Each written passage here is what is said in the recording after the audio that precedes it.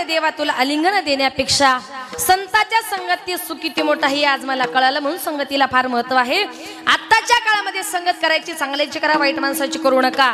संगतीने माणूस सुधारतो, संगतीने माणूस बिघडतो. आणि म्हणून संगत जर चांगल्याची केली तर तुमचं जीवन हे सफल झाल्याशिवाय राहणार नाही, आणि वाईटाची जर केली तर तुमची जीवन रूपी नौका मध्येच भावसागरात बुडल्याशिवाय राहणार नाही.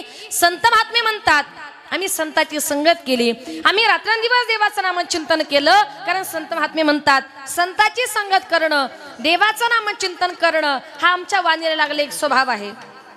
कारण जन्माला आल्यानंतर प्रत्येक माणसाचा एक स्वभाव असतो, आणि त्या स्वभावाला कितीही बदलण्याचा प्रयत्न करा, माणसाचा मूळ स्वभाव कधी बदलतो का?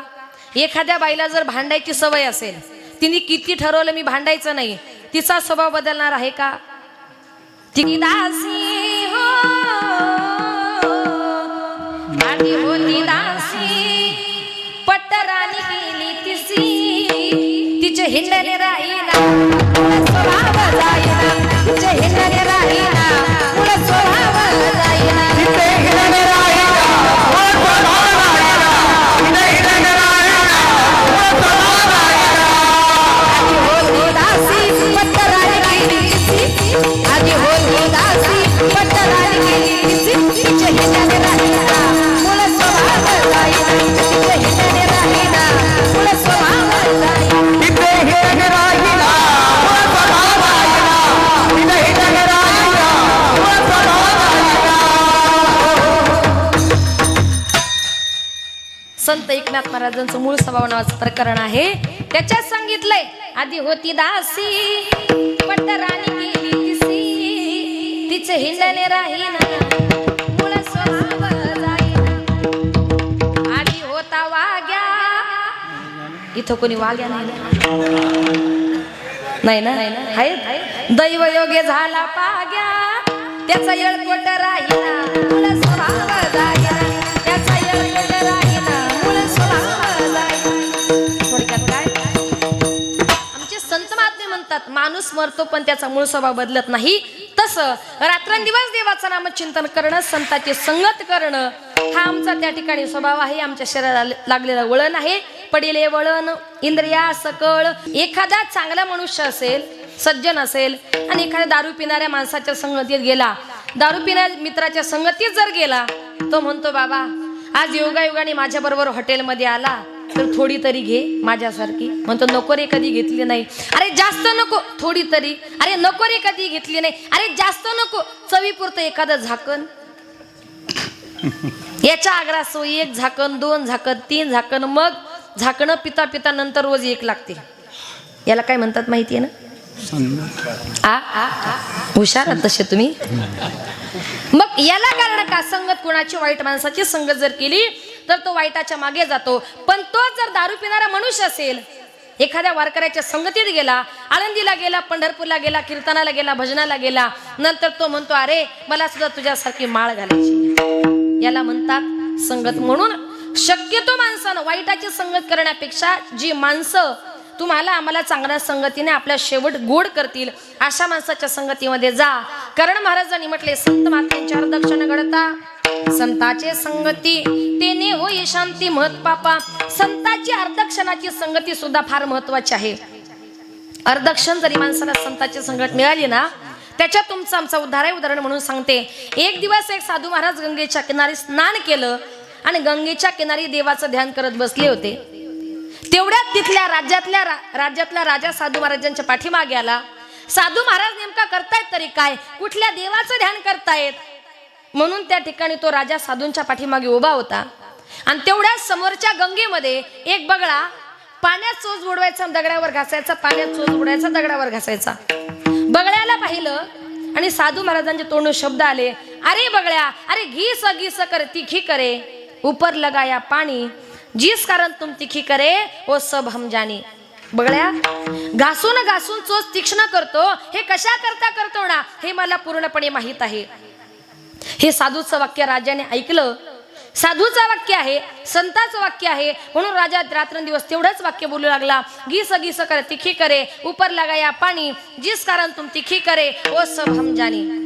आणि तेवढ्यात गंमत अशी झाली, राजाच्या राणीनं राजाला मारण्याकरता अनेक प्रकारचे डावपेच केले होते, पण राजाचं काही त्या ठिकाणी मरण त्याला येईना. म्हणून राणीनेच आपल्या राज्यातल्या न्हाव्याला सांगितलं, न्हाव्या तू आज काय करायचं, राजाची दाढी करायच्या निमित्ताने राजवाड्यात यायचं आणि आज तू काय करायचं, राजाची दाढी करता करता त्याची मान कापायची. न्हावी घाबरला. न्हावी म्हटला, राणी साहेब, राजे साहेबांना माहिती पडलं तर माझीच अगोदर मान कापेल. तुला जर जगायचं असेल तर माझा आदेश तुला पाळावाच लागेल. राणीच्या म्हणण्यानुसार न्हावी दादा त्या ठिकाणी राजवाड्यात आले. राजे साहेब खुर्चीत बसले. आता दाढी करता करता राजाची मान कापायची. पूर्वीच्या काळी दाढी करण्याकरता वस्तारा असायचा. आता दाढी करता करता मान कापायची म्हटल्यावर वस्तारा कसा पाहिजे, जरा धारदार पाहिजे. म्हणून तो न्हावी दादा काय करायचा, पाण्यात वस्तारा बुडवायचा, हातावर घासायचा, पाण्यात बुडवायचा, हातावर घासायचा. तेवढ्यात राजा म्हटला, अरे न्हावी दादा, अरे घी सगी सकर तिखी करे, ऊपर लगाया पाणी, जिस कारण तुम तिखी करे वो सब हम जानी. घासून घासून वस्त्र तीक्ष्ण करतो, हे कशा करता करतो हे मलाही माहित आहे. हे वाक्य कुणाचं होतं, साधूचं. पण न्हाव्याला वाटलं मलाच म्हटला की काय. न्हावी म्हटला, राजे साहेब तुमच्या पाया पडतो, याच्यात माझं काहीच नाही, हा सगळा तुमचा राणीचा डाव आहे. राजा म्हटला, अरे दाढी करता करता तुला काय झालं, राणीचा डाव. आता मला खरं सांग, नेमका काय राणीचा डाव आहे.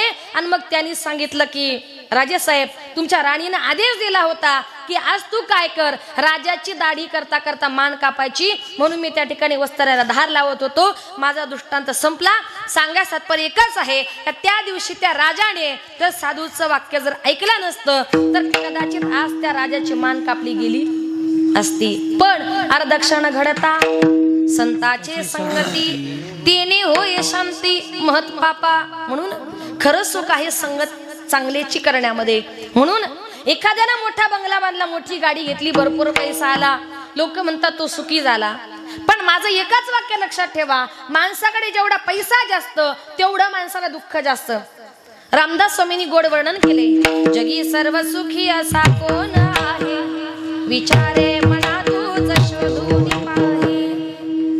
या जगात कोणी सुखी नाही. आपल्याला असं वाटतं अरे माझ्या शेजारचा फार सुखी, मी फार दुःखी. एका गावात शेजारी शेजारी 2 घरं होती. त्या 2 घरांची कंडिशन अशी, एका बाईचा नवरा घरामध्ये आला का दोघा नवरा बायकोची सारखी भांडण, त्यांच्यामध्ये शिवाय बोलणंच नाही. आणि दुसऱ्या बाईचा नवरा असा होता, तिचा नवरा घरामध्ये आला, त्या घरातून फक्त हसण्याचाच आवाज यायचा.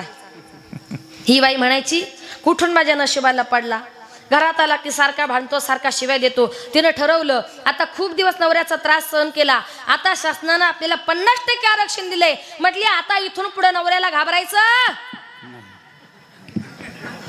किती जोरात नाही म्हटल्या बघा, आवाज आहे का. म्हटली आता घाबरायचंच नाही. आज नवरा घरामध्ये आला, सवयीप्रमाणे संध्याकाळी नवरा घरात आला, त्यानं भांडायला सुरुवात केली. ही म्हटली, का हो घरात आले की सारखे भांडता, सारखे शिवा देता, तुम्हाला हसताच येत नाही का. जरा शेजारच्या घरात जा आणि तुमच्या मित्राचा हसायचा आदर्श घेऊन या. याला वाटलं अरे खरंच आम्ही दोघे नवरा बायको सारखे भांडतो. तो त्यांच्या घरात गेला आणि म्हटला, मित्रा अरे आम्ही दोघे नवरा बायको सारखे भांडतो, तुम्ही दोघे सारखे हसता, हसण्यासाठी करता तरी काय, आम्हाला सांगा म्हणजे आम्ही पण हसत जाऊ. तो म्हटला, तुला ऐकायचंय हाय ते बरे. म्हटलं कसं आहे ना, तुम्ही दोघे भांडता, आम्ही दोघे हसतो, याला कारण एकच आहे. म्हटलं माझं माझ्या बायकोचं भांडण झालं का माझी बायको माझ्या पाठीमागे लगेच लाटणं घेऊन लागते, चपात्या लाटायचं. ती लाटणं घेऊन पाठीमागे लागली का मी जोरात पळतो, मी पळालो ती मला लाटणं फेकून मारते, लागलं का ती हसते आणि हुकलं का मी हसतो. म्हटलं आपलं बरं आहे, तुमची लाटण्याची मारा म्हणे, आमच्या कमीत कमी शिव्या तरी. म्हणजे आपल्याला असं वाटतं त्यांचा संसार त्यांचा प्रपंच सुखाचा आहे, कोणाचाही संसार कोणाचाही प्रपंच सुखाचा नाही. कारण महाराजांनी म्हटले, दुःख बांधवडी आहे हा संसार, सुखाचा विचार नाही कोठे. आणि म्हणून महाराजांनी म्हटले, खरं सुख आहे संतांची संगत करण्यामध्ये. नामदेव महाराज म्हणतात, देवा आपणा पारिखे नाही तेथे. नामदेवराय म्हणतात पारख म्हणजे ओळख. नामदेवराय म्हणतात, देवा मी तुला ओळखलंच नव्हतं. पंढरपूरच्या रावळातील 3.5 फूट उंचीचा पांडुरंग, एवढीच माझी तुझ्याबद्दल संकोचित कल्पना होती. पण संत महात्मे तुम्हाला आम्हाला ज्या देवाचं नामचिंतन करायला सांगतात, तो देव कुठे राहतो. जंबू या दीपा माझी एक पंढरपुरा गाव,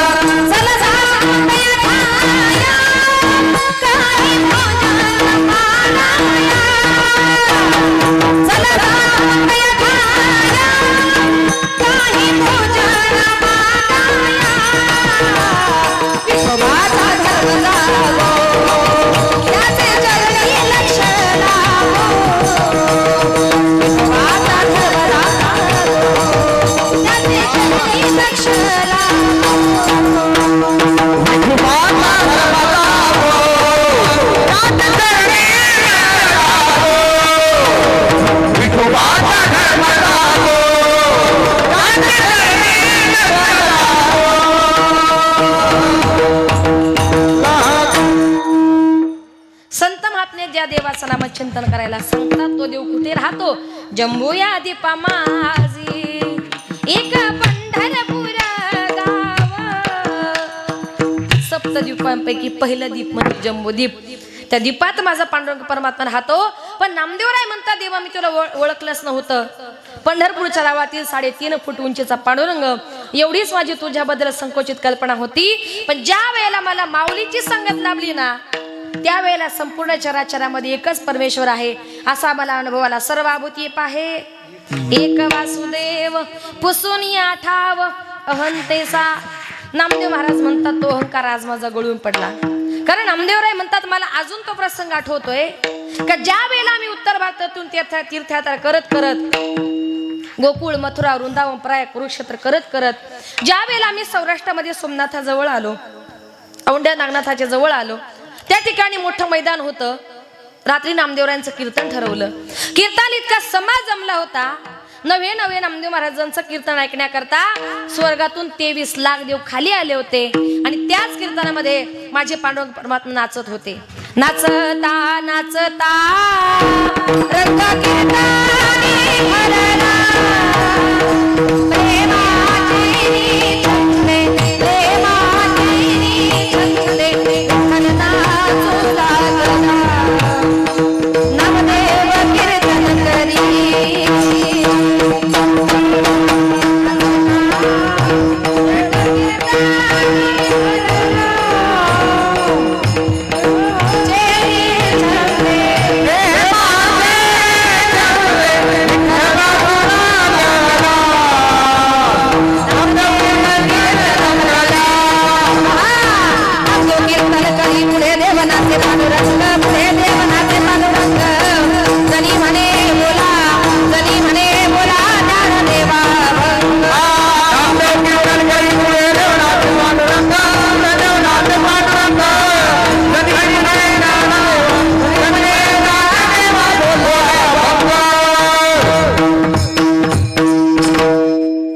नाचता रंग कीर्तनी भरला, प्रेमाचे निछंदे विठ्ठल नाचू लागला.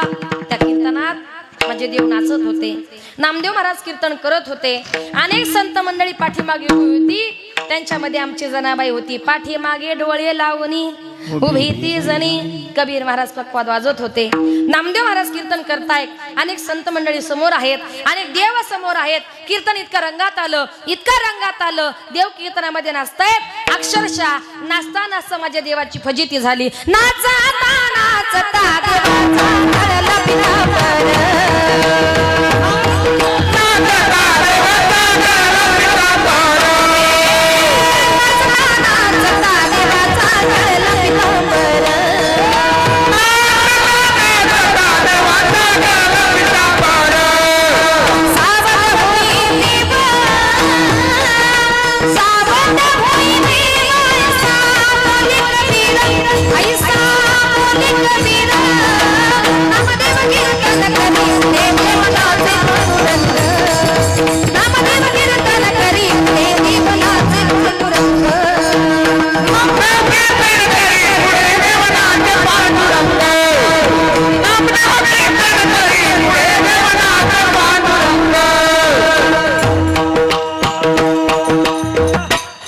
नाचता नाचता देवाचा गळला पितांबर.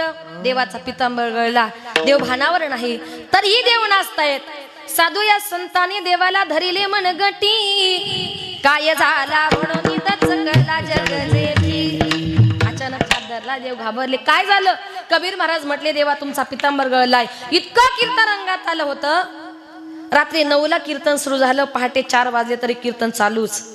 आणि त्या मंदिरामध्ये काही ब्राह्मण ज्या टायमाला पूजा करण्याकरता आले, बघतो तर काय मंदिरात जायला रस्ता नाही. ओरडले महाराज आम्हाला मंदिरामध्ये पूजा करायला जायचंय, जायला रस्ता नाही. ही काय कीर्तन करण्याची जागा आहे का? तिकडं मंदिराच्या मागे जाऊन तुमचं कीर्तन करा. कर्मठ ब्राह्मण होते ते. आमचे संत हे शांत स्वभावाचे असतात. नामदेवराय तिथून निघाले. मंदिराच्या मागे गेले. मंदिराच्या मागे त्या ठिकाणी सगळे देव गेले, संत गेले. आणि पुन्हा मंदिराच्या पाठीमागे कीर्तन सुरू झालं. देव त्या ठिकाणी नामदेवरा कीर्तन करू लागले. संत मंडळी गाऊ लागली. कबीर महाराज पक्ष वाजू लागले. देव नाचू लागले.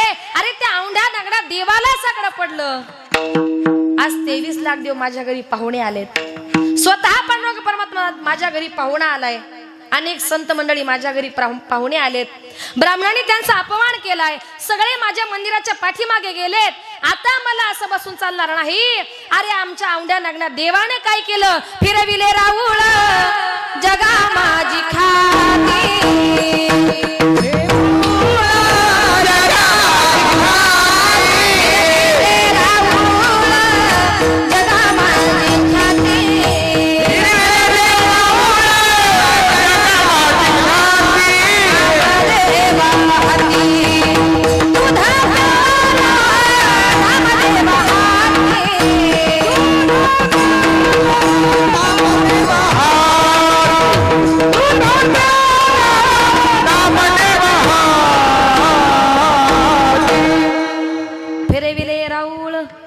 जगा माझी ख्याती, नामदेवा हाती दूध प्याला. त्या औंढा नागनाथ देवाने देखील त्या ठिकाणी आपलं तोंड पुन्हा नामदेव महाराजांच्या कीर्तनाकडे फिरवलं.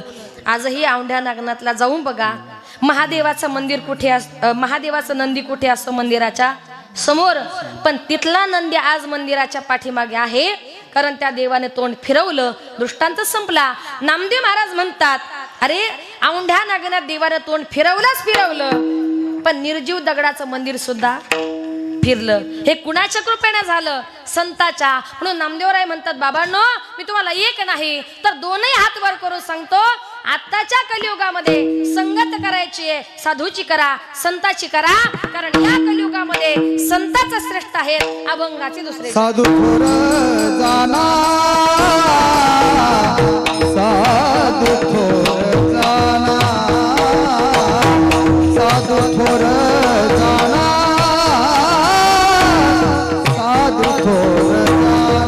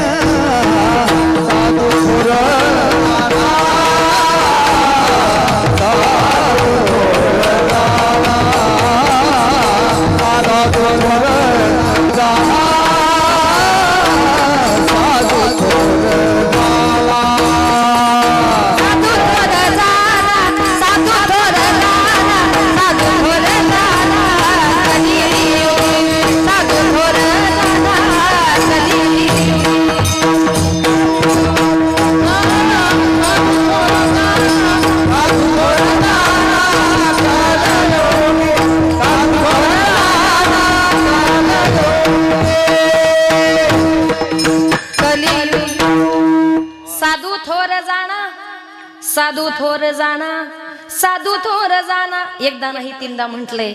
या कलियुगामध्ये साधू थोर जाना, साधू थोर जाना, साधू थोर जाना कलियुगी. नामदेव महाराज म्हणतात, तुमचा आमचा जन्म ज्या कलियुगामध्ये झालाय ना, या कलियुगामध्ये आपला उद्धार साधू महात्मे करतील, संत महात्मे करतील. मग साधू महात्मे आपला उद्धार का करतील, तर महाराजांनी म्हटलंय, संताविन प्राप्ती नाही, संताशिवाय तुम्हाला देवाची प्राप्ती होणार नाही, असं अनेक वेदांनी त्या ठिकाणी सांगितलेलं आहे. हरिप्राप्तीसी उपाय धरावे संताचे ते पाय, संताचे पाय धरल्याशिवाय तुम्हाला भगवंताची प्राप्ती होणार नाही. म्हणून पूर्वीच्या काळचे साधू आणि आत्ताच्या काळचे साधू, साधूंमध्ये सुद्धा फरक आहे. म्हणून साधू या शब्दाचा अर्थ काय, ज्यानं 6 धुवून टाकले. 6 म्हणजे काय, काम, क्रोध, लोभ, मत्सर, दंभ, अहंकार, षडविकार ज्यानं धुतले, ज्याचे संपले, त्याला म्हणतात साधू. आणि म्हणून महाराजांनी म्हटले, पूर्वीच्या काळचे साधू. पूर्वीचा एक काळ असा होता की पूर्वीच्या काळी पहाटे पहाटे आपल्या गावात एक वासुदेव यायचा. त्याच्या नामचिंतनानं आपल्या गावाचं नाही तर सगळं आभाळ दुमदुमून जायचं. उजळून आलं आभाळ रामाच्या पारी, अन गाव जागवित आली वासुदेवाची स्वारी, गाव जागवित आली वासुदेवाची स्वारी, वासुदेवाची स्वारी, गाव जागवित आली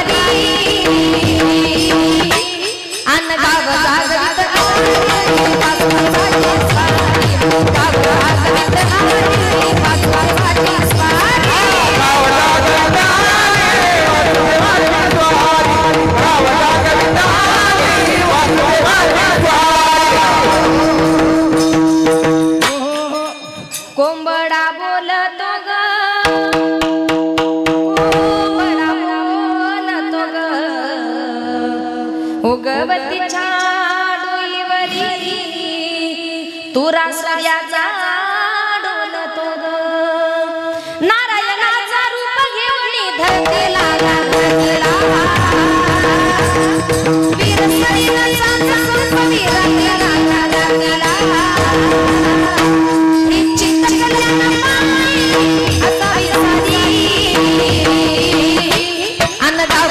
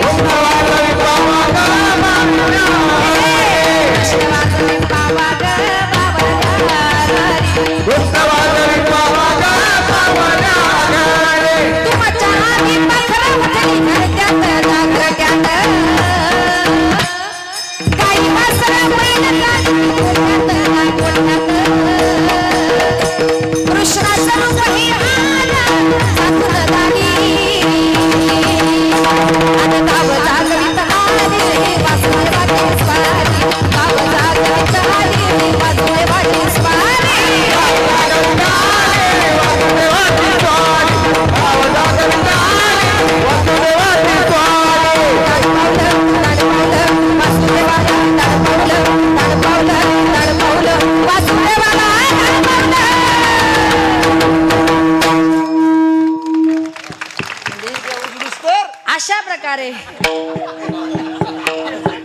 वासुदेव पहाटे पहाटे आपल्या गावात यायचा त्याच्या नामचिंतनानं आपलं गावाचं नाही तर सगळं आभाळ दुमदुमून जायचं आणि म्हणून पूर्वीच्या काळचे जे काही लोक होती पूर्वीच्या काळचे जे काही संस्कार होते ते चांगले होते पूर्वीच्या काळचे साधू चांगले होते पण आत्ताच्या काळामध्ये साधू जर पाहायला गेलो तर आत्ताच्या कलियुगामध्ये साधू झाले पण कसे ऐसे कैसे झाले बंधू कर्म करुणी म्हणती साधू अंगाला वनिया राख डोळे झाकुणी करती पाप आत्ताच्या काळामध्ये साधू झाले पण कशा करता पोटासाठी संत झाले कलित बहुत आपलं पोट भरण्याकरता अनेक संत महात्मे झाले पण त्या खोट्या साधूंच्या पाठीमागे लागू नका आणि जर लागलं तर काय होतं तुम्हाला उदाहरण म्हणून सांगते एका गावात एक साधू महाराज फिरत फिरत आले होते तो गाव जरा बऱ्यापैकी श्रीमंत होता साधू महाराज त्या गावातच थांबले साधू महाराजांनी सांगितलं वेदाचं शास्त्राचं पुराणाचं गीतेचं भागवताचं ज्ञानेश्वरीचं सगळं ज्ञान मला आहे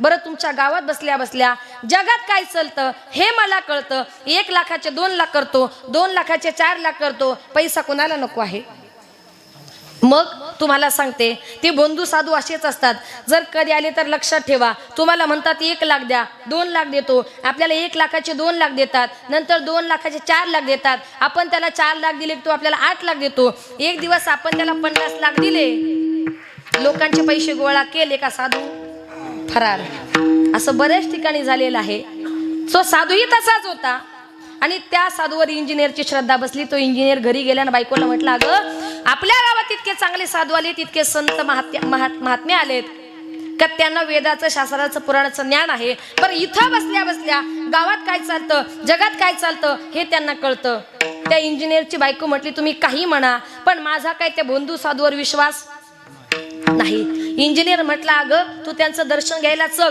मग तुला कळेल ती म्हटली अजिबात नाही माझा काय त्याच्यावर विश्वास नाही कारण त्या इंजिनियरची बायको म्हणजे एका कट्टर वारकऱ्याची मुलगी होती आणि वारकरी संप्रदायातील माणसं सहसा बंधू साधूवर विश्वास ठेवत नाही तिने सांगितलं मी विश्वास ठेवणार नाही म्हटली ठीक आहे मग संध्याकाळी असं करतो त्या साधूंनाच मी आपल्या घरी भोजन करण्याकरता आणतो आता आणतो म्हटल्यानंतर तिने सांगितलं ठीक आहे साधू महात्म्यांना आपल्या घरी घेऊन या त्यांच्याकरता मी पक्वान्न त्या ठिकाणी तयार करते संध्याकाळच्या टायमाला नवऱ्यानं त्या ठिकाणी साधू महाराज आले गावातली 4-5 प्रतिष्ठित मंडळी महाराजांच्या पाठीमागे आली आणि तिनं महाराजांकरता सुंदर 5 पक्वान्नाचं भोजन तयार केलं 5 पक्वान्नाचं भोजनाबरोबर तिनं साधू महाराजांकरता भजे काढले होते भजे माहिती आहे ना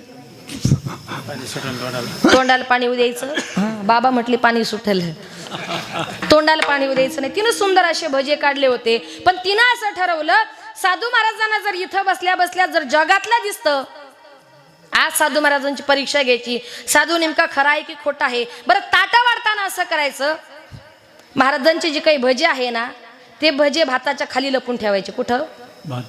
भाताच्या खाली. संध्याकाळच्या टायमाला महाराज आले, ताटं वाढण्यात आली आणि त्या ठिकाणी ताटं वाढले. सगळ्या ताटांमध्ये भजे होते. महाराजांच्या ताटामध्ये भजे होते का? नाही. तुम्ही झोपले वाटतं. होते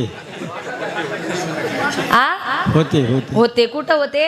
भाताखाली. जागे हात. कुठे होते? भाताच्या खाली होते. ताटा वाढण्यात आली, ताटाभोवती पाणी फिरवलं. महाराजांनी डोळे झाकले आणि महाराज जोरात म्हटले हाड हाड हाड हाड. इंजिनियर म्हटला महाराज आजूबाजूला कुठं कुत्रे नाही काय नाही, हाड हाड कोणाला म्हणालात? म्हटलं कसं नाही साहेब, ज्या टायमाला मी डोळे झाकले त्या टायमाला मला असं समजलं का पंढरपूरच्या महाद्वारामध्ये कुत्रे शिरलेत आणि ते कुत्रे मी इथं बसल्या बसल्या हकलले. बाई म्हटली आता खरी परीक्षा आहे. साधू महाराजांनी डोळे उघडले. इंजिनियरचं लक्ष गेलं महाराजांच्या ताटाकडे. इंजिनियरनी पाहिलं सगळ्यांच्या ताटामध्ये भजे होते, पण महाराजांच्या ताटात भजे मात्र होते होते. इंजिनियरले काय पाहिलं? महाराजांच्या ताटात भजे. इंजिनियरला दिसले नाही, महाराजांच्या ताटात भजे नाही. तो म्हटला काय ग, महाराजांना भोजनाकरता बोलवलं, सगळ्यांना भजे वाढले, महाराजांना वाढले नाही, महाराजांचा अपमान केला, मुद्दाम केलंस तू. बायकोला जे मारण्याकरता धावला ना. साधू महाराज म्हटले थांबा साहेब, बाई विसरले असतील, बाई जरा दुसरी भजी घेऊन या. बाई म्हटली थांबा महाराज, जगाला फसवू शकता. अहो आता तुम्हाला माझ्या समोर इथं बसल्या बसल्या पंढरपूरच्या रवळातले कुत्रे जर दिसले तर भाताकालचे भजेच कसे दिसले नाही. याला म्हणतात भोंदू साधू. म्हणून महाराजांनी म्हटले खरा संत कुणाला म्हणतात की ज्याच्या जवळ दया क्षमा शांती ही गुण असतात त्याला म्हणतात खरा साधू. संत तोची जाना जगी, संत तोची जाना जगी. मना दया क्षमा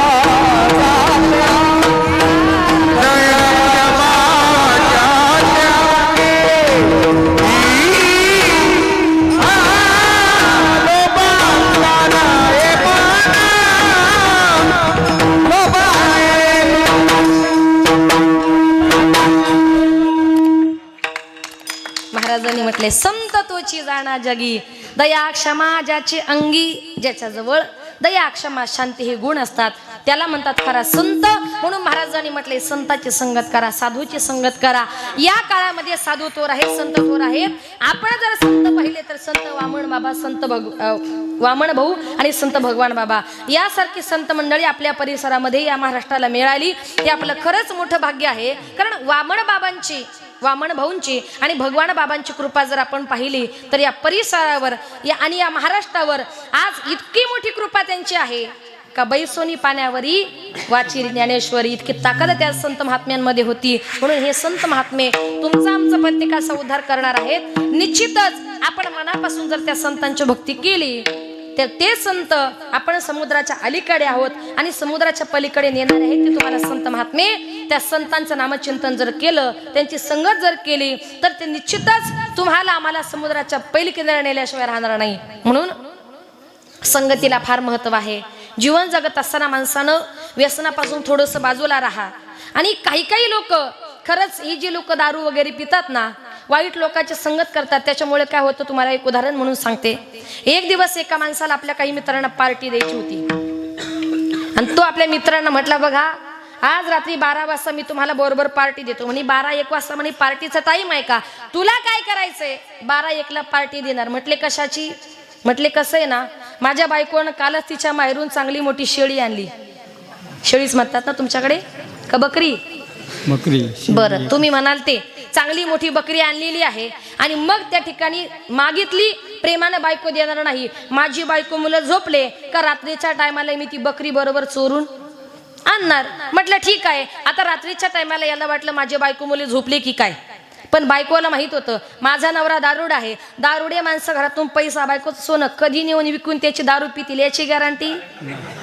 म्हणून ती बिचारी कधी झोपत नव्हती आणि तिला माहित होतं एक दिवस माझी बकरी चोरीला. तिचं लक्ष फक्त खिडकीतून त्या बकरीकच असायचं. आता रात्रीच्या टायमाला 1 वाजता याला वाटलं माझी बायको मुली झोपली काय. हा गुपचूप गोठ्यामध्ये गेला त्यानं ती बकरी घेतली, नेली, तिची पार्टी बिर्टी केली. सकाळी उठला, आंघोळ बिंघोळ केली, गोठ्यामध्ये गेला. बघतो तर काय, गोठ्यामध्ये बकरी तशीच. बायकोला म्हटला, काय ग, गोठ्यामध्ये बकरी तशीच कशी काय? बायको म्हटली, हो त्या बकरीचा मारू द्या, पण रात्री 1 वाजता गोठ्यातून तुम्ही कुत्र्याला कुठं घेऊन गेले होते? कुत्र्याचीच पार्टी केली आणि मग लागला उलट्या करायला.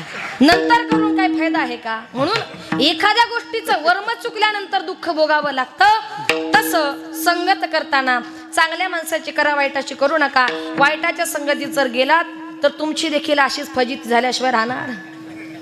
म्हणून महाराजांनी म्हटले, साधू थोर जाणा, साधू थोर जाणा. काही साधकांनी नामदेवरायांना प्रश्न करा, नामदेवराय कीर्तन सुरू झाल्यापासून म्हणतात साधू थोर जाणा, संत कुणासारखे श्रेष्ठ आहेत? संत आमचा अंगीकार करतील का? संत आम्हाला जवळ घेतील का? नामदेवराय म्हणतात, संत इतरांच्या कल्याणाचा विचार करतातच करतात, पण ज्यांनी त्यांना त्रास दिला, ज्यांनी त्यांचा छळ केला, त्यांच्या कल्याणाचा विचार देखील त्या आईच्याच मायेनं करतात. आणि म्हणून तर संपूर्ण जग आजही माझ्या ज्ञानोबारायांना माऊली या नावानं ओळखतं. संन्यासाची बोल म्हणून त्यांचा किती छळ केला म्हणून सांगू? तो प्रसंग आठवला, अंगावर शहारे येतात, डोळे अश्रूंनी भरतात. ज्यांच्या ओठावरची दूध वाळले तोच त्यांच्या माता पितांना देहांताची शिक्षा दिली. त्यांच्या झोळीमध्ये शिळ्या भाकरीचे तुकडे टाकले नाहीत, परंतु शेण आणि दगड टाकले. स्वतःच्या घरातून तांब्यावर पाणी दिलं नाही, इंद्रायणीवर देखील पाणी भरू दिलं नाही. मांडे भाजण्याकरता स्वतः भांड दिलं नाही, पण कुंभाराने दिलेला खापर हिसकावून घेऊन ते मुक्ताईच्या तोंडावर गाल सुजेपर्यंत मारलं. पण इतका दिलेला त्रास माझ्या ज्ञानोबारायांनी एकाही अभंगात, एकाही ओवीमध्ये व्यक्त केला नाही. उलट जगाच्या कल्याणाची भीक मागितली. काय सांगितलं? जे खळांची व्यंकटी सांडो तया सत्कर्मी रती वाढो, भूता परस्परे पडो मैत्र जीवांचे. ज्ञानोबाराय म्हटले, खळ म्हणजे वाईट. ज्यांनी माझं वाईट केलं ना, अशा सगळ्या वाईटांचं कल्याण हो. आमचे संत महात्मे जगावर प्रेम करताना, विश्वावर प्रेम करताना आपल्या शरीराचा कधी विचार करत नाही. अभंगाचे 3रे चरण. यह लोकी तोचे, यह लोकी तोचे,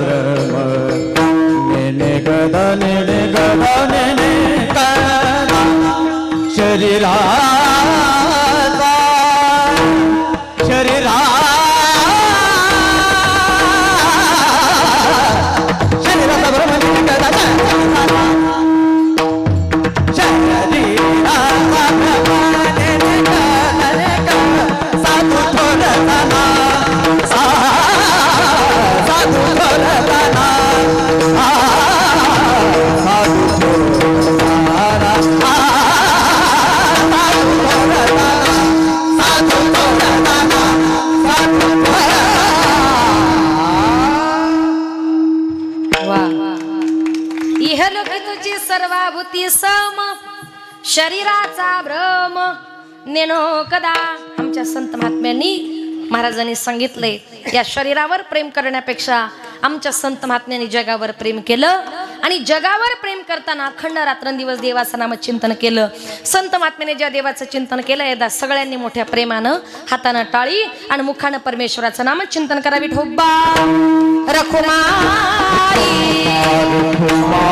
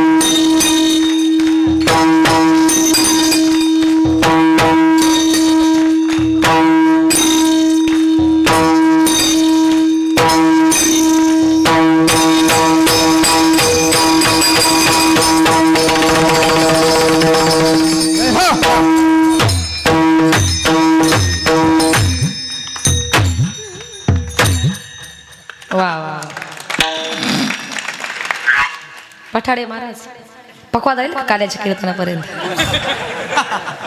वा वा वा. संत संगतीचे काय संग सुख आपण आपारिखे नाही तेथे. साधू थोर जाना साधू थोर जाना साधू थोर जाना कलियुगी. आता या ठिकाणी जवळजवळ 11 वाजले. आपल्या कार्यक्रमाची वेळ संपली. संपायचं सुरू झाली. बरं 2 चरणांचा धावता भावार्थ आपल्या समोर मांडण्याचा प्रयत्न केला. अजून 20-25 मिनिटं घेणार आहे, काळजी करू नका. पण इथून पुढे जे आहे त्याची कळायला गरज आहे. थोडंसं प्रबोधनाकडे वळते. एके ठिकाणी संत तुलसीदास म्हणतात की माते तुला जर मुलाला जर जन्म द्यायचा असेल तर अशा मुलाला जन्म दे. जननी जने भक्त बने दाता बनिया शूर नाही तो बरी वांज भली क्यों खाइया नूर. माते मुलाला जर जन्म द्यायचा असेल तर चांगल्या मुलाला जन्म दे, नाहीतर माते तू वांज राहिली तरी चालेल. म्हणून आई बापाचे आपल्या गर्भावर आपल्या मुलांवर चांगल्या प्रकारे संस्कार महत्वाचे. संस्कार म्हणजे काय? ज्या वेळेला स्त्री गरोदर असते, गरोदरपणी प्रत्येक महिन्यात त्या स्त्रीनं आपल्या गर्भावर संस्कार करताना काय म्हटलं पाहिजे? बाई पहिल्या ग मासी उभी होते मी अंगणात, डाव्या कुशीला रंगनाथ ग जो बाळा जो जोले जो. डाव्या कुशीला रंगनाथ ग जो बाळा जो जोले जो. बाई दुसऱ्या ग मासी बाई दुसऱ्या ग मासी मी आठवीत होते हरी मी आठवीत होते हरी. आले संकट काश्मीरावरी ग जो बाळा जो जोरे जो. आले संकट काश्मीरावरी ग जो बाळा जो जोरे जो. बाई तिसऱ्या ग मासी बाई तिसऱ्या ग मासी मी वाजवित होते टाळ मी वाजवित होते टाळ. संत रूपान येईल बाळ ग जो बाळा जो जोरे जो. संत रूपान येईल बाळ ग जो बाळा जो जोरे जो. अशा प्रकारे प्रत्येक महिन्यात जर मातेने आपल्या गर्भावर आपल्या मुलांवर संस्कार केले, निश्चितच मातांनो पितांनो आपली मुलं चांगली जन्माला येतील. संस्कार महत्वाचे. पण आताच्या काळामध्ये काही माताच अशा आहेत का त्यांना आपल्या गर्भावर संस्कार कसे करावे हे माहित नाही. त्या माता काय करतात, 1-2 महिने झाले गरोदर राहिल्या, डॉक्टर काय सांगणार, तुम्हाला आरामाची गरज आहे. मग गरोदर राहिल्यानंतर आराम करायला कुठे जायचं? महिला मंडळ कुठे? माहेरी. माहेरी गेल्यावर करमणुकीचं साधन काय? त्या टीव्हीनं वाटोळ केलं ना, काही ठेवले का? अहो ती माता टीव्ही पुढे बसते, काही पिक्चर लावते, काही गाणी लावते. ती माता तो टीव्ही बघता बघता झोपते. ती माता झोपते पण तिच्या पोटातला गर्भ सगळे गाणी आणि पिक्चर ऐकत असतो. असे परिणाम जर एक गर्भावर झाले, एकदा का मुलगा जन्माला आला, वरातीला हळदीला गेला, तो म्हणतो बँडवाल्या अरे बजाव ना. याला कारण का? कुठेतरी लहानपणापासून संस्कार करताना चुकलात म्हणून तुमची मुलं वाईट वळणाला गेली. आत्ताच्या काळामध्ये माता आईबाप आपला मुलगा रडायला लागला त्याला मांडीवर घेतात आणि एकच गाणं म्हणतात, वटाणा फुटाणा शेंगदाणा उडत चालले टनाटना वाटेत भेटला तिळाचा दाना. आपल्या मुलांवर संस्कार कसे? वटाणा फुटाणा शेंगदाणा. याचा परिणाम काय होतो? एकदा का आपली मुलं पार्टीला बसली हॉटेलमध्ये का त्यांना दारूच्या बिअरच्या बरोबर काय लागतात? वाटाणे फुटाणे. चांगला अनुभव दिसतोय बरं का. तुम्ही भरपूर हसलात म्हणजे नक्कीच काहीतरी गडबड आहे. असो म्हणून संस्कार, जसे संस्कार कराल ना, आई बापाने संस्कार केले म्हणून तशी मुलं जन्माला आली म्हणून चांगले संस्कार करा. नाहीतर आपण जर आपल्या मुलांवर चांगले संस्कार केले नाही, कुणीतरी एक परगीरची मुलगी घरात येते, 1-2 महिने घरातला वातावरण बघते, नंतर हळूच नवऱ्याला म्हणते या घरात मला तुमचे आई बाप नको. बायकोच्या सांगण्यावरून आई बापाला घराच्या बाहेर काढतो. एकदा का आई बाप घराच्या बाहेर गेले, बायकोला घेणार, घरात बसणार, काम नाही धंदा नाही, ताट घेतो, रोज सकाळी बायकोची आरती करतो. जय देव जय देव जय माझी बायको, तुझे सांगशील तेच मी ऐको, जय देव जय देव. तुमच्याकडे आहे का बायकोची आरती? आली तरी करू नका बरं. एवढ्या वेळ काय मन समाधान होत नाही, परत ताट घेतो, परत आरती करतो. आग आग बाईले सर्व तुला वाहिले, तू माझी देवी मी तुझा भोप्या. भोप्यान भूपी घरात, आई बाप कुठं घराच्या बाहेर. पण आम्ही सांगत नाही तुम्ही तुमच्या बायकोची आरती करू नका, प्रेम करू नका. अवश्य करा, पण कधी करा? तुमची बायको जर तुमच्या आई वडिलांची सेवा करत असेल ना तर तुम्ही तिची सेवा करा. आणि तुमची बायको जर तुमच्या आई वडिलांची सेवा करत नसेल ना, तुम्हाला ही तिची गरज. काही भामटे नाही सुद्धा म्हणत नाही. म्हणून या विश्वामध्ये आई बापासारखं श्रेष्ठ दैवत नाही.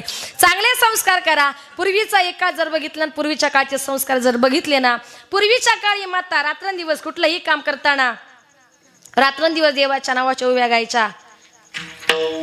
काय असेल मावशी घरी मिटवा. पूर्वीच्या काळी माता संस्कार कशा करायचे एकदा मी पुढे म्हणते. माझ्या सगळ्या माता भगिनींनी पाठीमागं म्हणायचंय. पहिला नंबर आपला, कारण आपण या देशाच्या राष्ट्रपती होतो. आता तुम्ही सध्या पंतप्रधान नरेंद्र मोदी. इथं एकच बघायचंय, आवाज कोणाचा? 2 मिनिटाकरता टाळ पखवात काहीच वाजू नका. प्रथम माझे पाठीमागं महिला बोलतील, नंतर पुरुषांनी बोलायचंय. जरा त्यांच्यावर कॅमेरा फिरवा, टाळ्या वाजवा, मोठ्यानं बोला. पुरुष मंडळीपेक्षा आपला आवाज मोठा आला पाहिजे, कारण आपण मराठी तडक्याच्या चॅनलला जाणार आहोत बरं का. म्हणून आपला तडका दाखवा जरा. सुंदर माझे जाते ग फिरते बहुते ग. टाळी. ओव्या गाऊ कौतुके तू ये रे बा विठ्ठला. आवाज. सासू आणि सासरा दिरतो तिसरा. ओव्या गाऊ भ्रतारा तू ये रे बा विठ्ठला. वा वा. आवाज. प्रपंच दळण दळिले पीठ म्या भरिले. सासू पुढे ठेविले तू ये रे बा विठ्ठला. वा वा. आमचा आवाज ऐकला. नंबर आता तुमचा. बघा आता आवाज कोणाचा? तुमचं तुम्हीच ठरवा किती काढायचं. बाळ सगुण गुणाचे ताने ग बाळ दिसतय गोजिरवाने.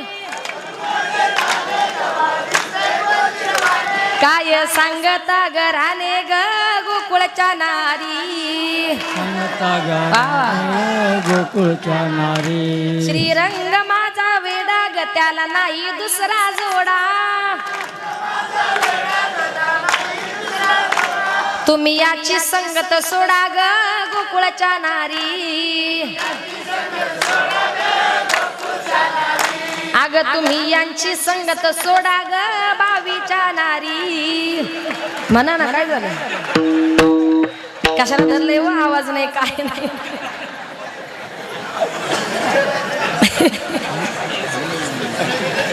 असो, एकच सांगायचे, पूर्वीच्या काळी आई बाप आपल्या मुलांवर असे चांगले संस्कार करायच्या, परिणाम त्यांच्या पोटी चांगली मुलं जन्माला आली, चांगले संस्कार करा, जेणेकरून आपली मुलं वाईट व्यसनांच्या आहारी जाणार नाही. वाईट व्यसन म्हणजे काय? दारू पिणं, बियर पिणं, गुटखा. कारोडे माणसं दारू पिल्यानंतर असे वेड्यासारखं का वागतात माहिती आहे? त्याच्या पाठीमागे खूप मोठं कारण आहे, जरा नीट लक्ष देऊन ऐका.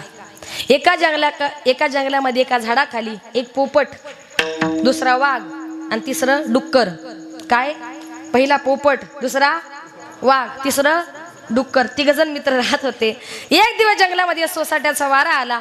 वारा आल्यानंतर ते झाड खाली पडलं. झाड खाली पडल्यामुळे झाडावरचा पोपट खाली पडला आणि तो पोपट मरण पावला. पोपट मरण पावला. त्या डुक्करानं पाहिलं, त्या वाघानं पाहिलं की अरे ते आश्रयाचं झाड पडलं, त्याच्यावरचा पोपटही मेला. या जंगलामध्ये माझा जगून फायदा तरी काय? त्या पोपटाचा शोक करून करून तो वाघ सुद्धा मेला. पोपट मेला, वाघ मेला. डुकरानं पाहिलं अरे माझे जवळचे दोन मित्र गेले, त्या आश्रयाचं झाडही गेलं, आता या जंगलामध्ये माझा जगून फायदा तरी काय? म्हणून त्या दोघांचा शोक करून करून ते डुक्कर सुद्धा मेलं. पोपट मेला, वाघ मेला, डुक्कर मेलं. हे तिघजण ज्या ठिकाणी मेले ना, त्या ठिकाणी एक झाड तयार झालं आणि त्या झाडाचं नाव आहे मोहाचं झाड. मोहाच्या झाडापासून काय तयार होते? चांगली माहिती हो. काय तयार होते? दारू. दारू पिली कोणी? माणसानं. ज्या टायमाला माणूस दारू पितो, दारू पिल्याबरोबर प्रथमतः तो पोपटासारखा मिठू मिठू बोलायला सुरुवात करतो. थोडी चढली त्या गावामध्ये, गल्लीमध्ये वाघासारख्या डरकळ्या फोडायला सुरुवात करतो. आणि अजून जास्त चढली का रस्त्यावर गटारीत कुठेही डुकरासारखा लोळत.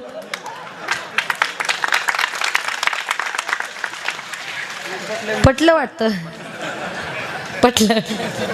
म्हणजे ही लोक दारू पिल्यानंतर असं का वागतात? याच्या पाठीमागे कारण आहे, दारू पिऊ नका, वाईट व्यसनांच्या आहारी जाऊ नका. आणि ज्या दिवशी माणसानं दारू पिली त्या दिवशी त्याचा प्रपंच संपला. म्हणून जी वाईट व्यसन आहे ती वाईट व्यसन करू नका.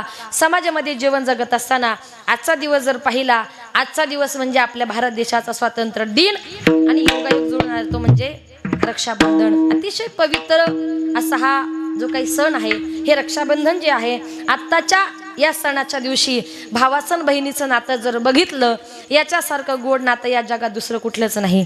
भावा ग बहिणीचं किती गोड असे नातं, ज्याला त्याला कळे एका हृदयात. भावाचं बहिणीचं अतिशय गोड नातं, अतिशय प्रेमाचं नातं, पण ज्याला कळालं त्यानेच घेतलं. कधी कधी भाऊ बहिणीच्या गावात येतो, बहिणीच्या घरी जात नाही, गावातून निघून जातो. शेजारची बाई म्हणते अगं तुझा भाऊ सकाळी गावामध्ये पाहिला. तिला वाईट वाटतं की अरे माझा भाऊ माझ्या गावात आला पण माझ्या घरी नाही आला. गावावरून गेले बंधू गाव कुसाची पायरी, घरी नाही आला माझी असुसी राहिली. माझा भाऊ गावात आला, माझ्या घरी नाही आला. त्या ठिकाणी तिला रात्रंदिवस आपल्या भावाची काळजी वाटते. आणि म्हणून बहीण भावासारखं श्रेष्ठ दैवत नाही, बहीण भावासारखं श्रेष्ठ नातं या जगात दुसरं कुठलं नाही. आपली बहीण म्हणजे एका देवीसारखी असते, तिची सेवा करा. देवीची सेवा तुम्हाला आपोआप झाल्याशिवाय राहणार नाही. 4 बहिणी असतात, एकुलता एक भाऊ असतो. आईबाप गेलेले असतात. आईबाप गेल्यानंतर ती भाऊजाई म्हणत्या हो तुमचे आईबाप गेले, 4 बहिणींचं करता करता, त्यांच्या मुलांचं करता करता पैसा पुरत नाही, इथून पुढं तुमच्या बहिणींकडे लक्ष द्यायचं काय? म्हटल्या नाही, लक्ष द्यायचं नाही. मग त्या बहिणी रडतात, म्हणतात दादा अरे तू आमचा एकुलता एक भाऊ आहे, आमचे आईबाप गेले, या जगात आम्हाला कुणाचा आधार नाही. अरे आम्ही 4 बहिणी म्हणजे कोण आहोत? आम्ही 4 बहिणी 4 गावाच्या चिमण्या, सख्या भाऊ राया एका रातीच्या पाहुण्या. दादा आम्ही 4 बहिणी आहोत, तू एकुलता एक आमचा भाऊ आहे. दादा आलो तरी रक्षाबंधनच्या दिवशी मुक्कामाला येऊ, आलो तरी भाऊबीजेला मुक्कामाला येऊ. एका रात्रीच्या पाहुणे आहे दादा, जास्त नको रे. एका रात्रीपुरतं प्रेम दाखव, एका रात्रीपुरती माया दाखव. आम्ही 4 बहिणी म्हणजे कुठे असतो? आम्ही 4 बहिणी 4 डोंगराच्या आड, सख्या भाऊ राया खुशाली पत्र धाड. दादा तू आमच्या घरी येऊ नको, आम्ही कशा आहोत आमची चौकशी तरी कर, आमची मुलं बाळ कशा आहेत चौकशी तरी कर. दिवाळ सण आला, रक्षाबंधन आलं, प्रत्येक भावाला वाटतं आपल्या बहिणीसाठी काहीतरी साडी चोळी खरेदी करावी. भाऊ साडी घ्यायला चालला, आपली भाऊजे त्याला हळूच धक्का मारते आणि त्याला काय म्हणते, भाऊ घेतो साडी भावजई देते धक्का, तुमच्या बहिणीला भारी साडी घेऊ नका. काय म्हणते, थोडी हलकीच घ्या, जास्त भारी नका घेऊ. म्हणून बहीण त्याची आहे, किती हजाराची साडी घ्यायची हे त्याचं त्याला ठरवू द्या. आणि म्हणून आत्ताच्या काळामध्ये भावा बहिणीचं नातं जर पाहिलं तर भावाला आपल्या बहिणीविषयी जास्त प्रेम राहिलं नाही, जास्त माया राहिली नाही. त्यांचं प्रेम त्यांची माया कुठं गेली ऐका. आत्ताच्या काळात माया नाही ग भावाला, वाकडी केली वाट गेला सासूरवाडीला. कुठे जातो, सासऱ्याच्या घरी, तिकडे जायला किती तयारी, सासूरवाडीला जायला गाडी वढली ताडली.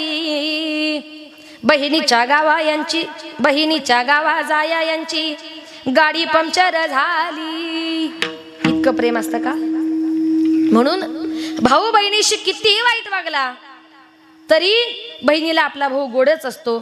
शेजारच्या 20-25 बायका गोळा करते आणि त्यांना म्हणते, अग आयानो बायानो काय पाहता खेड्याला, सोन्याचं कुलूप माझ्या भावाच्या वाड्याला. कधी असतं का, नाही. बहिणीचं असणारं प्रेम आजच्या दिवशी इतकं श्रेष्ठ नातं बहीण भावाचं असतं, रक्षाबंधनचं नातं इतकं श्रेष्ठ नातं असतं. या नात्यासारखं श्रेष्ठ नातं या जगात कुठलं नाही. म्हणून नाती जपण्याचा प्रयत्न करा. आणि आज या ठिकाणी आजचा दिवस म्हणजे स्वातंत्र्य दिनाचा दिवस. या दिवशी आपल्या देशाला स्वातंत्र्य मिळालं, पण स्वातंत्र्य मिळण्याकरता अनेक नेत्यांनी अनेक सैनिकांनी आपल्या त्या ठिकाणी आपले स्वतःचे बलिदान केले. स्वतः मात्र दिव्यासारखे राहिले. सोडिले सर्व घरदार, सोडिला सुखी संसार, ज्योती समजीवन जगले, ते अमर हुतात्मे झाले. ज्यांनी ज्यांनी या देशाकरता त्याग केलं, बलिदान केलं. आज हिंदू भांडतात, मुस्लिम भांडतात, सगळ्या जातीचे लोक भांडतात, म्हणतात हा देश आमचा आहे. हिंदू म्हणतात देश आमचा, मुस्लिम म्हणतात देश आमचा. आपण फक्त इकडे भांडतो, पण तिकडे देशाकरता लढणारे सैनिक वेगळेच आहेत. आज पाठीमागे आपण पाहिलं कितीतरी सैनिक, कितीतरी जवान त्याच्यामध्ये शहीद झाले. त्यांच्या पाठीमागे कोणाची बायको, कोणाची आई, कोणाचे वडील, कोणाची बहीण, कोणाची अनेक लोक त्या ठिकाणी पोरकी झाली. पण त्यांनी मात्र आपल्या देशाला स्वातंत्र्य मिळवून दिलं आणि अतिरेक्यांपासून या देशाला वाचवलं. म्हणून आपण भांडतो हा देश आमचा, पण मी सांगते हा देश तुमचा नाही, माझा नाही, हिंदूंचा नाही, मुस्लिमांचा नाही, तर हा देश कुणाचा आहे. नीट ऐका.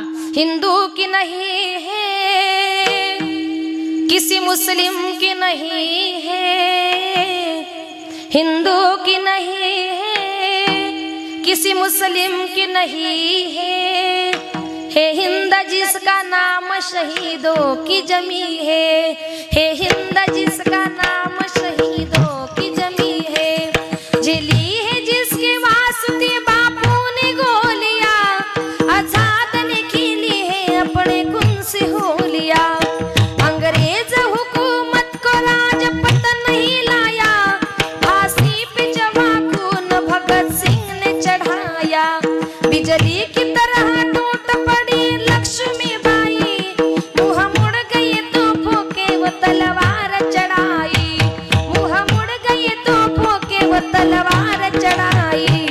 हिंदू की नहीं है, किसी मुस्लिम की नहीं है, हिंदू की नहीं है, किसी मुस्लिम की नहीं है, हे हिंद जिसका नाम शहीदों की जमी है, हे हिंद जिसका नाम शहीदों की जमी है, हे हिंद जिसका नाम शहीदों की जमी है. भारत माते की वंदे. आणि म्हणून जे जवान आज या देशासाठी सीमेवर लढतायत त्यांचाच हा देश आहे. त्या जवानांनी छत्रपती शिवाजी राजांचा त्या ठिकाणी आदर्श घेतला आणि ते त्या ठिकाणी झगडत राहिले. म्हणून राजांसारखे मावळे, राजांचे मावळे बनण्याचा प्रयत्न करा. शिवाजी राजांसारखं श्रेष्ठ दैवत या जगात नाही. एका माणसानं मला प्रश्न विचारत आहे, तुम्ही राजे राजे म्हणता, तुमचे राजे नेमके होते तरी कोण? देव होते का? जरा कान उघडे ठेवून ऐका, माझे राजे नेमके होते तरी कोण? विजयासारखी तलवार चालून गेला, विजयासारखी तलवार चालून गेला, निदाड्या छातीने हिंदुस्तान हलवून गेला, मुठभर मावळ्यांना बरोबर घेऊन हजारो सैताना नडून गेला, आणि स्वर्गामध्ये गेल्यानंतर 33 कोटी देवाने ज्याला वाकून मुजरा करावा ना, असा एकाच मर्द मराठा माझा शिवबा होऊन गेला, शिवबा होऊन गेला, शिवबा होऊन गेला. हर हर महादेव, हर हर महादेव, हर हर महादेव. गिरिशिखरी किरीटा परी लहरी भगवा ध्वजा, गिरिशिखरी किरीटा परी लहरी भगवा ध्वजा, उगवला तारा तिमिर हरा गरजा शिवाजी राजा, उगवला तारा तिमिर हरा गरजा शिवाजी राजा, तिमिर हरा गरजा शिवाजी राजा, उगवला तारा गरजा शिवाजी राजा. युगा युगाचा गरदंधार यवन चाकरी करी सरदार, यवन चाकरी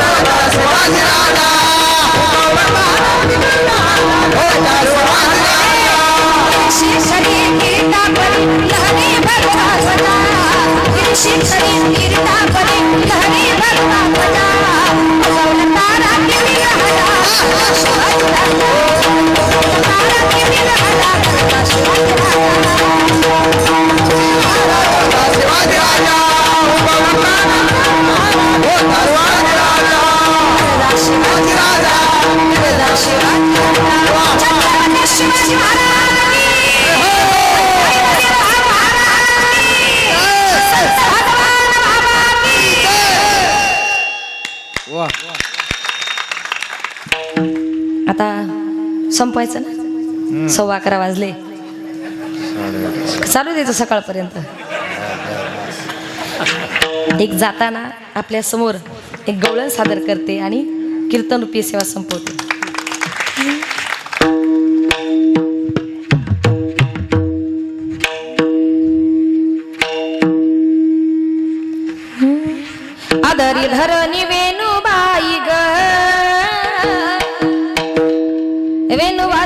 वाजविला कोणी मेनूबाई ग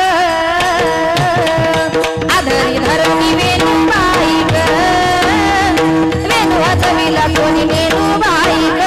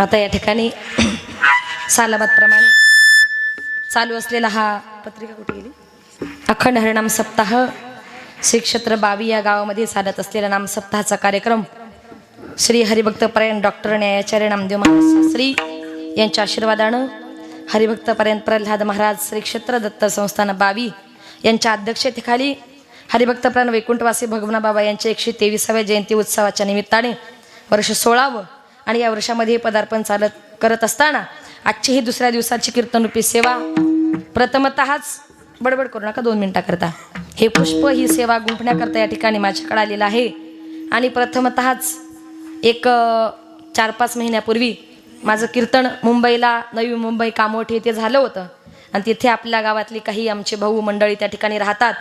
त्यांनी सांगितलं की ताई निश्चित आमच्या गावाला आम्ही तुम्हाला नेऊच आणि त्यांच्या विनंतीला मान देऊन आज या ठिकाणी आपल्या गावात येण्याचं योग आला. त्याच्या निमित्तानं तुमच्या सारख्या मायबापांचं दर्शन या ठिकाणी घडलं. खरंच अतिशय आनंद वाटतोय का गाव अगदी छोटंच आहे आणि येताना आम्ही जो काही परिसर बघितला अजूनही महाराष्ट्रात जिकडे तिकडे पूर येतोय, लोकांना पाणी नको नको झाले, पण इकडे अजून प्यायला पाणी नाही अशी परिस्थिती आहे. पण अशा या परिस्थितीमध्ये आज आपल्या गावातल्या तरुण मंडळीने हा सप्ताह गावातले तरुण करतात आणि त्यांच्या पाठीमागे आशीर्वाद आहेत त्या गावातील वारकऱ्यांचे, गावातील प्रौढांचे, गावातील वृद्धांचे. म्हणून गावातल्या लोकांचे आशीर्वाद जर असतील, तुमच्यासारख्या वयस्कर माणसांचे, निश्चित तरुण हा देशाचा एक पाया आहे आणि तरुण काही करू शकतो.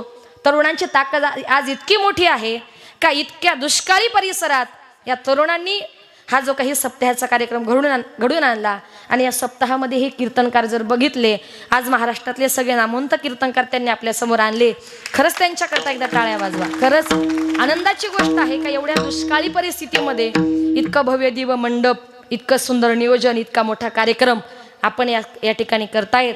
आपल्या तरुणांचे या ठिकाणी मानावे तेवढे आभार, ग्रामस्थांचे मानावे तेवढे आभार थोडेच आहेत. या कार्यक्रमाकरता ज्यांनी 2 तास सुंदर मृदुंगाची सेवा दिली, ती मृदुंगाचार्य, महाराष्ट्राचं भूषण आणि महाराष्ट्रात ज्यांचं नाव आहे. खरंच महाराष्ट्रामध्ये आज पखवाद वाजवण्यात 1 नंबर म्हटलं तर फक्त आज आमचे भरत महाराज पठाडे. खरंच आज आपण पाहिलं असेल, अतिशय भान हरपून ते या ठिकाणी मृदुंग वाजवतात.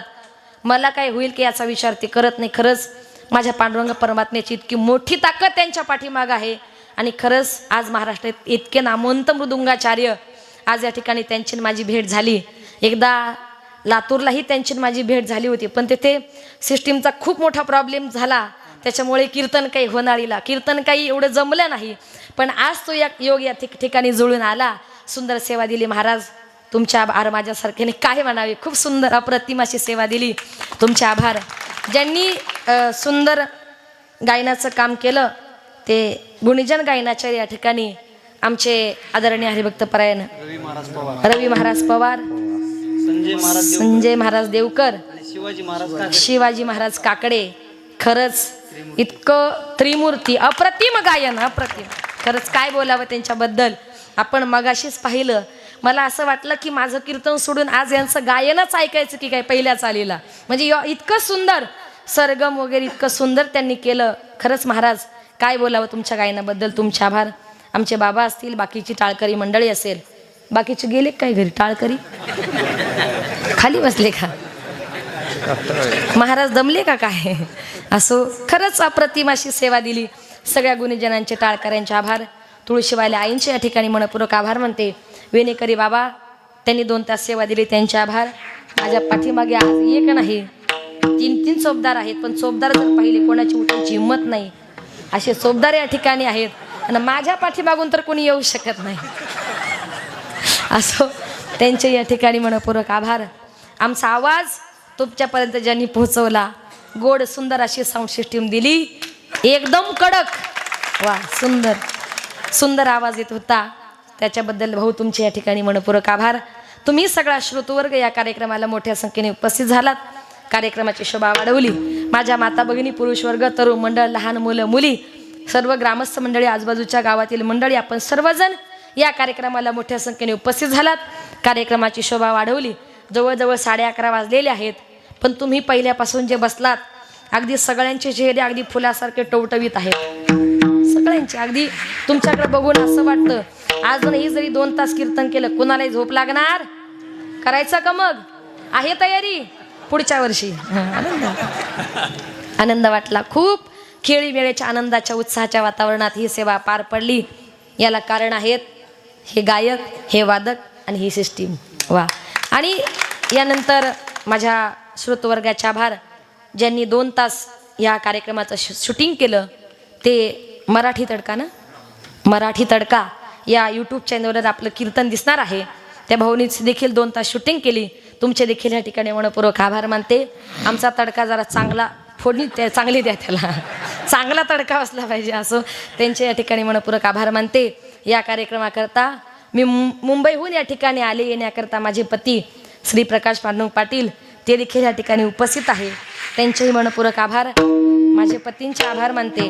माझे पती भिवंडी तालुक्यात एक वडूनवघर गाव आहे, त्या गावचे ते माजी सरपंच आणि ते राजकारणात आहे, मी परमार्थात आहे. पण खरंच भगवंताची कृपा, त्यांची साथ आहे म्हणून इथपर्यंत आले. आणि माझी 1.5 वर्षाची मुलगी देखील या ठिकाणी घेऊन आले, कारण खूप लांबचा प्रवास आहे. आमच्या भाऊंनी बघितलं, तिला ताप आलेला होता. आल्याबरोबर तिला औषधं वगैरे दिली, खाऊ घातलं आणि थोडंसं यायला उशीर झाला, कारण आम्ही पाथर्डीतून 22 मॅप लावला आम्ही दुसऱ्याच आष्टीतल्या बावीला गेलो हां, कापशी बावीला गेलो. तिथं गेलो ते म्हटले आमच्या गावात सप्ताह बिप्ता काही नाही. मग इकडे आलो, नाहीतर 7 वाजता बरोबर आलो असतो, पण यायला थोडेसे 8:30 झाले. पण तरी सुद्धा थोडंसं कार्यक्रम उशिरा सुरू झाल्यामुळे आत्तापर्यंत केला. म्हणून आल्याबरोबर ज्यांच्या घरी भोजन केलं त्यांचं नाव काय, आदिनाथ दादा खरमाटे, त्यांच्या घरी भोजन घेतलं, त्यांच्या या ठिकाणी मनपूर्वक आभार. त्यांचं नाव शेवटी घेतलं याला कारण का, ते म्हणतील ताई आमच्या गावात आल्या, सगळ्या गावाचे नाव घेतली, आमचंच खाल्लं ना आमचं नाव नाही घेतलं असं नको खायला. म्हणून खूप सुंदर 5 पक्वान्नाचं भोजन आमच्याकरता बनवलं होतं. त्यांचे या ठिकाणी मनपूर्वक आभार मानते. आणि जाताना एक सूचना की नगर जिल्ह्यामध्ये अकोले तालुक्यामध्ये एक वाशेरे गाव आहे, नगर जिल्ह्यातला अगदी शेवटचा तालुका अकोले तालुका. समोर बसले बाबांना त्या अकोल्याची चांगली कल्पना आहे. काय नाव बाबा तुमचं? आसाराम बाबा, आश्रू बाबा. बर 75% 22 गाव अकोल्याला आहे. वा वा. आणि हा वाशेर सगळ्यांनी पाहिलेले, मी त्या वाशेर गावचीच आहे. आणि माझे आजोबा त्या कारखान्यावर मुकादम होते म्हटल्या विषयच नाही. हां, मी बाबांना मागाशीच सांगितलं की माझे आजोबा ठकाजी गजे, बाबांनी गजे लोकांची सगळ्यांची ओळख सांगितली. माझं मायेचं आडनाव गजेच आहे. आणि त्याच ठिकाणी मी एक मुलींची वारकरी शिक्षण संस्था मागच्या वर्षी सुरू केली. फक्त मुलींकरता ती आहे. सध्या 37 मुली संस्थेमध्ये शिक्षण घेत आहेत. ज्यांना कोणाला आपल्या मुलींना आपल्या बीड जिल्ह्यातल्या 4-5 मुली माझ्याकडे शिक्षण घेण्याकरता आहेत, आष्टीच्या आहेत, कड्याच्या आहेत. आणि म्हणून ज्यांना कोणाला आपल्या मुलींना असं चांगलं कीर्तनाचं मार्गदर्शन करायचं असेल माझ्याशी कॉन्टॅक्ट करण्याचा प्रयत्न करा. झालेली सेवा संत वामन भाऊंच्या, संत भगवान बाबांच्या चरणी समर्पित करून, माझ्या विठ्ठल रुक्मिणीच्या चरणी समर्पित करून सेवेला नंतर लगेच घ्यायचं का? ज्ञानोबा माऊली तुकाराम, जय जय ज्ञानोबा माऊली तुकाराम, जय जय ज्ञानोबा माऊली तुकाराम. सूर्य उगवला प्रकाश पडला आडवा डोंगर, आडवा डोंगर तयाला माझा नमस्कार, डोंगर तयाला चाफा पिवळी फुले असं गुंफील तुरा, अंजनीचे बाळ मारुती याची सेवा करा, रघुपती राघव पतित पावन सीता,